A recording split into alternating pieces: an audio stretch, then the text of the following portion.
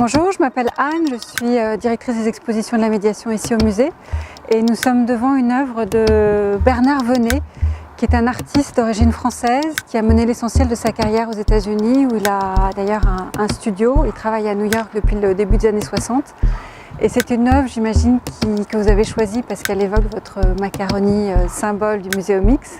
Alors je vais vous donner quelques petites explications.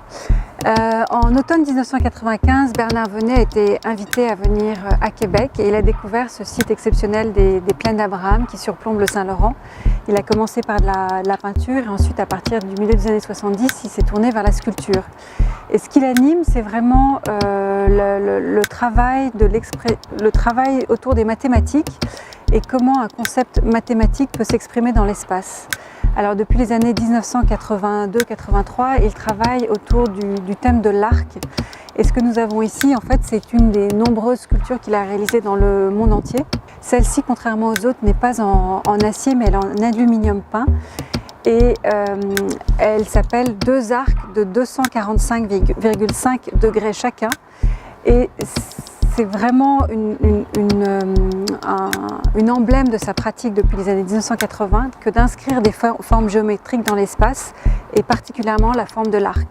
Alors on sait un arc se mesure au degré qu'il occupe dans l'espace et ici on a donc 245,5 degrés dans l'espace sur un cercle complet étant de 360 degrés. Il a fait don de cette œuvre au musée. Le musée a fait réaliser la sculpture à Val-Alain dans une chaudronnerie, mais l'artiste, donc on a payé pour sa réalisation, sa fabrication, mais l'artiste a fait don de l'œuvre au musée et donc c'est comme ça que cette œuvre est rentrée en 1997 dans la collection nationale.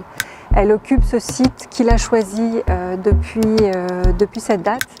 Et je crois que ce qui l'a particulièrement séduit, c'était d'inscrire une forme mathématique dans un espace absolument infini, extraordinaire que sont les plaines d'Abraham avec au fond les Appalaches. On est très très heureux d'avoir cette pièce parce que c'est vraiment un artiste de grand calibre international et qui a livré ici une pièce qui est absolument parfaitement intégrée dans le paysage.